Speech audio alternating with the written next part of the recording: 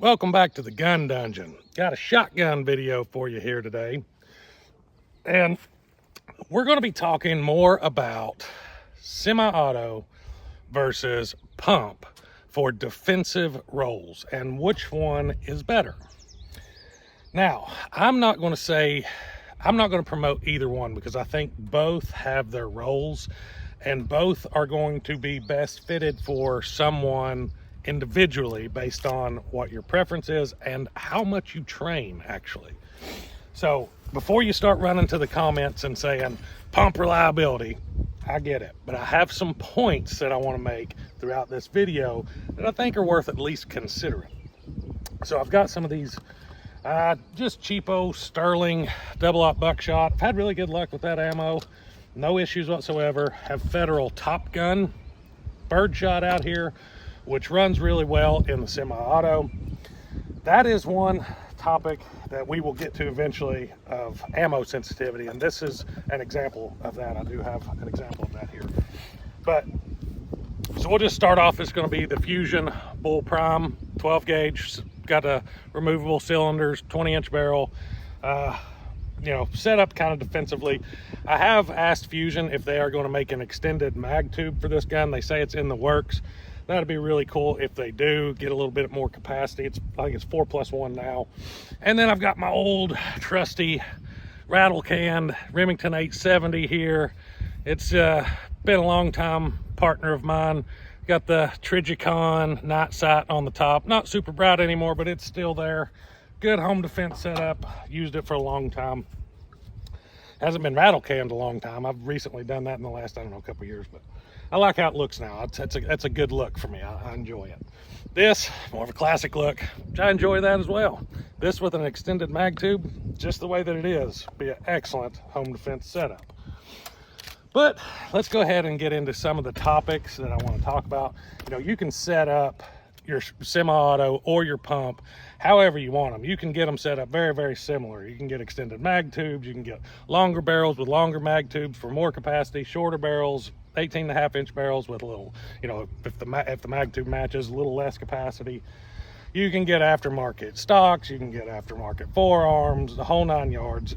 Extended bolt handles for your semi-auto. You can set them up very similar. So I'm not going to get so much into the setup of them because you can set up about any shotgun however you want it. It's just don't matter what the action is.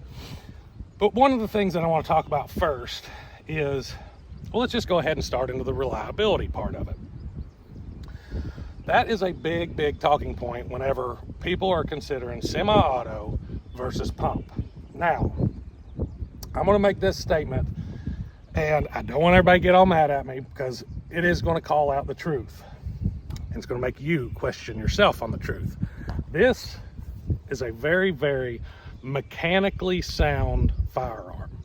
As far as the mechanics of it, you rarely ever see a failure, regardless of what type of ammo you're using. Some of them had issues with the mini shells and stuff, but standard 2 3/4 inch shells, it don't matter if it's underpowered, don't matter if it's high powered, high brass, it don't matter. It'll run because you are the one cycling the action. This requires ammo that makes the action work. So it's going to be ammo dependent for reliability purposes. So mechanically, this is going to be a little less sound mechanically for reliability unless you have a proven ammo. Now, if the gun is clean, you have an ammo that works, it's going to be very, very, very reliable. Like this Federal Top Gun that I'm using here, I'm using this for a reason. I have a whole bunch of the Winchester white box. I don't know what it is. It's Winchester and it's in a white box. I don't remember the name exactly. But it's number 8 shot, maybe 7.5. And this gun does not lack that ammunition. The Keltec KS7 that I did a review on didn't like it either, and it was a pump. It would just not, it would fall through the follower or the lifter of that gun. So maybe that's just an ammo issue, but I'm not going to disregard the fact that semi-autos are more ammo sensitive. Now, here is something that I want everyone to consider before you run to the comments and say pumps are always going to be 100% reliable. They are more likely going to be more reliable mechanically than a semi-auto. But here's where you run into the question: are you more reliable than a semi-auto? Because when it comes to a pump, 95% of all failures I've ever seen with a pump shotgun comes from a user-induced short stroke. Even I do it. I done it with the KS7 whenever I was trying to force a scenario, like I was playing like somebody broke in and I was doing double up buckshot fast as I could, and I short stroked it and I had a failure. It happens. If you don't train with your pump shotgun, you're at risk of having a short stroke failure. So my question would be, are you comfortable enough in a high stress situation, say home defense, somebody's in, the blood is pumping, the adrenaline is flowing, are you comfortable enough with your pump shotgun and your ability to not short stroke it under high stress situation, rather than a semi-auto that's clean, has reliable ammunition in it that you know is running, and it don't know if you're shooting a target or a home intruder, so it's not nervous. You are. So let's talk a little bit about manual of arms operating functions. We'll start with the pump. Pump is pretty simple. About the only time you're going to use anything other than the slide, the forearm, and the trigger and safety is if you've already, if you've pulled the trigger, you can just keep racking. But if that slide is forward and the trigger has not been pulled, the slide is locked. So you do have a slide lock right here. You can release the bolt, unload the firearm, whatever. But outside of that lever right there to release your bolt, you have a safety on the Mossberg. It's going to be here. Manual of arms are going to be simple, not overly complex. About every pump's going to have the same levers, the same controls, maybe in different places, maybe a little different design, but overall about the same. And to load it, super simple. I'm getting really sick of dropping stuff. I drop stuff all the time when I'm doing videos. I have butter fingers. So let's try that again. It's super simple if you can hold on to the rounds. Slide them in your mag tube. Hit your bolt release here because I haven't pulled the trigger. And make sure my safety is off. That's simple. Now let's talk about the semi-auto. It's kind of similar, as in you have to rack the bolt, of course, to charge it. But with this, let's just go ahead and lock it to the rear here. If your bolt is locked to the rear, you have a button to release that, slides it forward. You have your safety.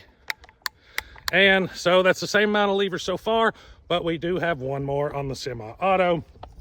And what that's going to be is once you load your rounds into your mag tube here, you do have to come back and hit this little lever that will release that shell so that it can be racked from the mag tube upon the first shot.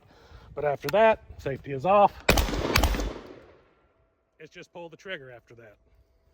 You all be sure to go check out Target Sports USA. They're a big sponsor of the channel now. And if you use my link below, you're going to get a free gift at checkout with your purchase. Their Ammo Plus membership is a great value. If you shoot very much at all through the year, it's going to pay for itself in no time and then some. Be sure to check out Target Sports USA.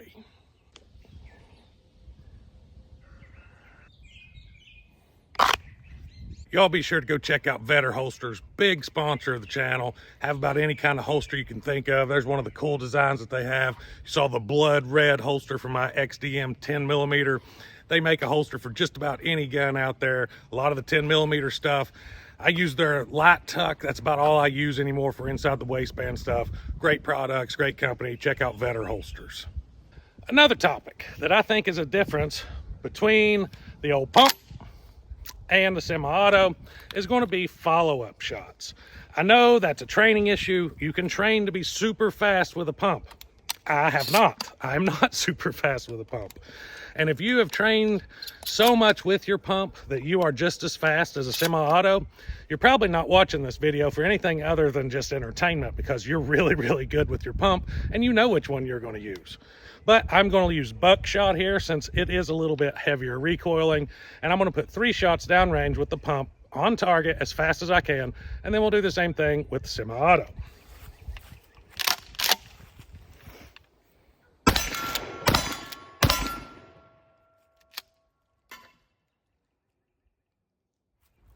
And now the semi-auto, now that I've set my targets back up.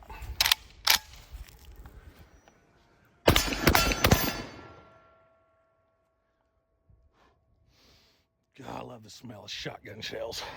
As you can see, that's considerably faster.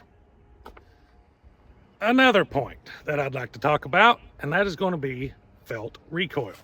Now, these guns are pretty similar in their size. The weight advantage is definitely going to go to this one as far as recoil goes. This is a little bit heavier than that semi-auto, not by much, but it does have a light on it and extended tube, and it's just got a little bit more heft to it. So we're going to go ahead, well, maybe probably close that. We're going to go ahead and I'm going to load one buckshot, and I'm going to do the same thing with the other. I'm going to switch the camera over to slow motion, and we'll just do a couple side-by-sides of the buckshot through each one, and you can watch the recoil.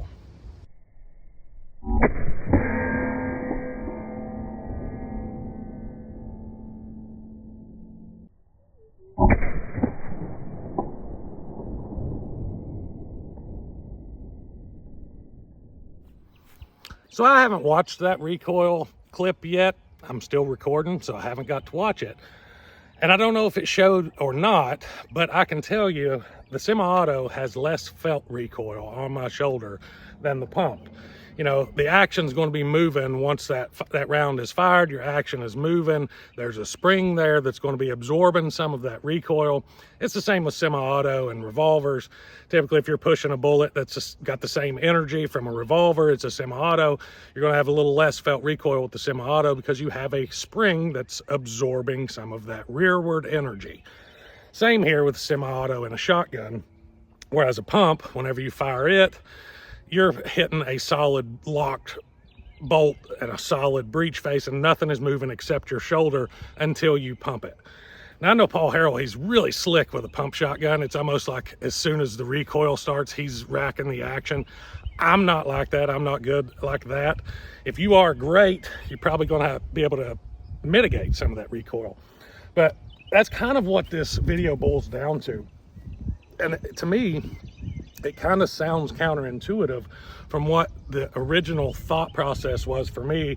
And I think a semi-auto is going to be better for a new shooter, someone who doesn't shoot a whole lot, someone who isn't super experienced with shotguns, because you're relying on the firearm to be reliable. Whereas a pump, you know, you're relying on the shooter and the shooter's manipulation during firing, during stressful events, to make sure that that gun is reliable. So, like I said, you know, originally my thought process was, you know, pump for new shooters because they're super simple. And they are, but semi-autos aren't that complicated either. Once you, I mean, are we really going to pretend that people aren't smart enough to learn how to operate a semi-auto if that's what they're going to be using to defend their life with? I don't think that's the case. I think anybody could be taught how to use one. I mean, I taught my 8-year-old daughter how to use an AR-15. So that's, if an 8-year-old girl could figure out how to use a semi-auto rifle, I think you can train just about anybody to learn how to use a semi-auto shotgun. But, you know, if it comes down to like a survival type shotgun or something like that, yeah, I want to pump all day long, because I don't have to worry about what type of ammo I'm using. I don't have to worry about it being dirty. I don't have to worry about, you know, in the woods hunting, if I drop it and get a little crud here and there, it's still going to work. It's going to be relentlessly reliable as long as you are.